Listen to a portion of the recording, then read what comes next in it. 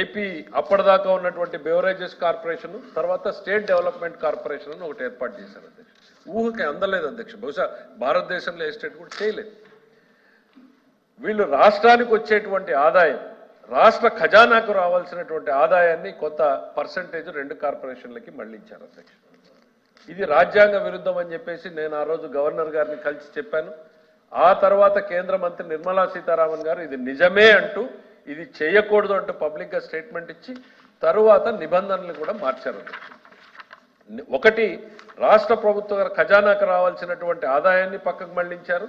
రెండవది, మళ్లించిన ఆదాయాన్ని చూపించి వీళ్ళు మళ్ళా ఒక కార్పొరేషన్లో 13,000 కోట్లు, ఇంకొక కార్పొరేషన్లో 14,000 కోట్లు, మొత్తం 50,000 కోట్లకి వాళ్ళు ప్రణాళిక ఏర్పాటు చేస్తే ఆ రోజు ఇది తప్పు, సరైనటువంటి విధానం కాదు అని నేను గవర్నర్ గారిని కలిసిన తర్వాత దీని మీద చర్చ మొదలైంది అధ్యక్ష.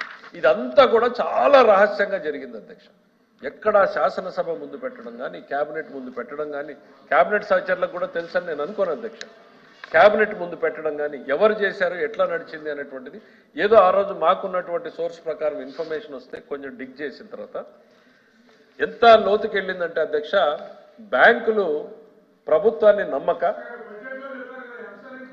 మీరు వినలేదనుకుంటా, వాకౌట్ చేశారనుకుంటా, బడ్జెట్లో వాకౌట్ చేశారు కదా. సభ్యుడి ప్రశ్న కూడా సమాధానం, సభ్యుడి ప్రశ్నకు ఏం చెప్పాలో కూడా మీరే డిసైడ్ చేస్తారా? భయపడుతున్నారు మీరు. వాస్తవాలు వినడానికి ఓపుకుండాలండి.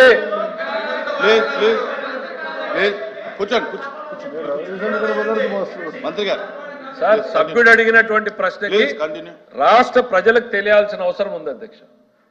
ఆ రోజు బ్యాంకులు ప్రభుత్వాన్ని నమ్మక అధ్యక్ష, అప్పులు ఎప్పుడు అడుగుతారు అధ్యక్ష? చేయబదులు ఇస్తారు, తర్వాత ప్రామిసరీ నోట్ రాసుకుంటారు, నమ్మకపోతే ఆస్తులు తాకట్టు పెడతారు. మీరు ఆస్తులు తాకట్టు పెట్టాలి అని షరతును పెట్టారు అధ్యక్ష. చివరి నిమిషం ఆస్తులు తాకట్లు పెట్టారు అధ్యక్ష. ఆ లిస్టు సభ ముందు ఆల్రెడీ పెట్టామని. ఆఖరికి వాళ్ళు అడిగారు, మీరు డబ్బులు కట్టే పరిస్థితిలో లేరు, మేము అగ్రిమెంట్స్ ఎవరి పేరు మీద జరుగుతాయి అధ్యక్ష? గవర్నర్ పేరు మీద అగ్రిమెంట్లు జరుగుతాయి అధ్యక్ష. గవర్నర్ గారికి మీరేమో సివిల్ కోర్టుకి వెళ్ళొద్దు, గవర్నర్ మీద కేసులు వేయటానికి లేదు అనేటువంటి రాజ్యాంగ రక్షణ ఉంది, దాన్ని తొలగించండి అని అంటే వీళ్ళు జీవోతో భారత రాజ్యాంగం ఇచ్చిన రక్షణని గవర్నర్ తొలగించారు అధ్యక్ష. తొలగిస్తే నేను వెళ్ళి గవర్నర్ గారికి చెప్పితే గవర్నర్ గారు చీఫ్ సెక్రటరీని పిలిచి కావాలంటే డాక్యుమెంట్స్ పెడతాను అధ్యక్ష, మందిస్తే ఆ తర్వాత మళ్ళీ బ్యాంకులన్నింటినీ పిలిచి మళ్ళీ సప్లిమెంటరీ అగ్రిమెంట్ చేసుకున్నారు అధ్యక్ష. 2 కార్పొరేషన్లను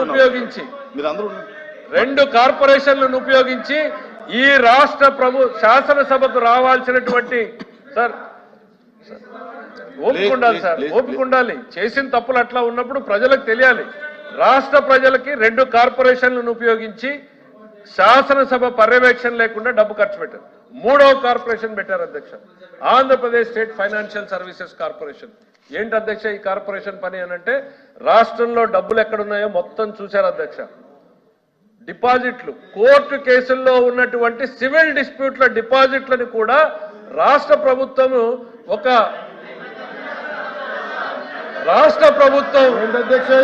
ఏంటి అధ్యక్ష ఇది మంత్రి గారు రాష్ట్ర ప్రభుత్వం మంత్రి గారు సమాధానం I cannot be brief.